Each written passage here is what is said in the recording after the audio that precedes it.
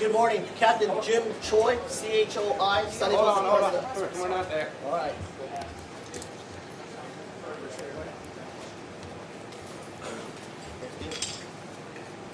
All right, good morning, Captain Jim Choi, CHOI, Sunnyvale Department of Public Safety. Today, Chief Ba No will be giving a case update. After the case update, he will be answering some questions that the media has out for him today. All right. Thank you. Good morning, everyone. Thank you for being here. And I would like to start first by extending my sympathies to the victims and their families who are suffering from this horrific event. My thoughts and prayers go out to them. I also want to thank the citizens out there that night who offered their assistance to the injured victims, and who also came forward and provided statements to us to help us with our investigation. I want to thank my officers who responded quickly to the scene, which resulted in the arrest of the suspect. I also want to thank the FBI and the Santa Clara County District Attorney's Office for this assistance in this investigation also. I know that there's been a lot of information that's been put out there the last 2 days in the media. I want to take the opportunity to provide you with some updates and to confirm some of the information that has been put out there. I'll start out first by updating the conditions of our victims. The conditions remain the same for all of our victims. The 13-year-old girl is still in critical condition. And then I'm going to talk a little bit about the suspect. The suspect served in the Army from 2004 to 2006 and had an honorable discharge.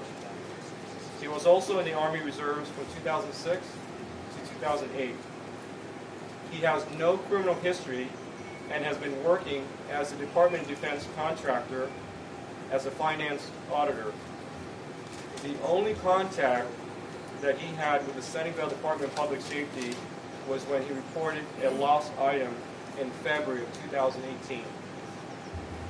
He has 2 Facebook accounts. No other social media account has been located, and there's nothing of significance in his Facebook accounts.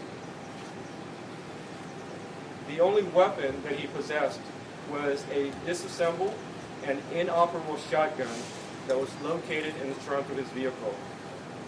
No other weapons were located. His computer was collected during the execution of the search warrant and will be examined in the coming weeks. We still do not know what his motives were.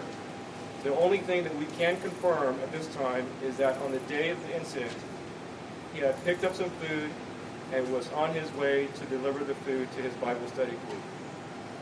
I want to remind all of you that it is still early in the investigation. It's ongoing, so there may be changes in the information that we have provided, but we will make sure that we will continue to update all of you on any changes in the investigation. With that, I'll open up to questions. Chief, do you think that mental illness played a role in this? His family said he suffered from PTSD after serving in Iraq. We are still working on confirming that information. We are aware of the fact that there's been information out there that he is suffering from PTSD, but we are still working on to confirm that information. Did you reach out to the FBI because you learned that you work for the Department of Defense? We didn't have that information at the time when we contacted the FBI. This is a unique situation. We just want to make sure that we're thorough in our investigation, just in case there are federal law violations that were committed that night. Are there any motives you have ruled out? As I said before, we're still in the process of doing a forensic search in his computer. At this time, we don't have any information leading to, I think, speculations of ties to terrorism. But again, this is an active investigation. When do you expect the blood test to come back to see if there was any drugs in the system, or do you have that already? I don't have that information, whether we have the results back or not, but I would assume that it's going to be a while before we get the results. Do you suspect that he was on drugs or medication or something like that that may have caused him to act out? We don't have any information on that at this time. Chief, can you reiterate why you think that this was a deliberate act? There were witnesses at the scene who provided a statement that led us to believe that it was deliberate. And he as much as admitted that in the moments after all of this? The evidence that we have, the physical evidence and statements from witnesses, led us to believe that it was a deliberate act by the suspect. Chief, there have been reports that he admitted to police that he intentionally drove into the crowd of pedestrians. This is an active investigation, and at this point, the information that we have from the witnesses at the scene and the physical evidence led us to believe that it was a deliberate act by the suspect. Was he acting normally after arrest? Because yesterday you guys said that witnesses had described his behavior. He was thanking God, thanking Jesus, acting really bizarrely. Was he acting normally after his arrest? There were witnesses that stated that he had prayed something similar to the fact of thanking God or Jesus. And that's information that we have. When we took him into custody, he did not behave in any manner that would be considered bizarre to us. Has the situation and the gravity of the incident hit him yet? Does he feel remorse? Has he said that he's sorry, apologized, and anything? He has not shown any remorse. Chief, did he? Their conditions are the same as reported yesterday. Chief, did he? I don't want to keep going over on this, but did he say to your investigators before arresting officers, "I did this deliberately"? Did he make that statement? We're still working on a statement that was provided to the We're still working on a statement that he provided to the investigators. What does that mean? You're working on it. I'm not ready to reveal what he said because this is an active investigation. What charges Faces 8 counts of attempted murder. Was he asked directly the motive why he did this afterwards by your officers? Again, this is an active investigation, and I'm not going to review that information. Well, do you know the motive, but you just can't tell us? Do you think you'll be able to figure out the motive, or you just can't tell us yet? We're still working on the motives right now. We have not identified what his motives were. And just to be clear, you said he had picked up food before he ran over these 8 people, and he was taken into his Bible study group. And he did this on the way to the Bible study group. Is that correct? That is something that we're still trying to confirm, but that's the initial information that we have. Where did he get the food?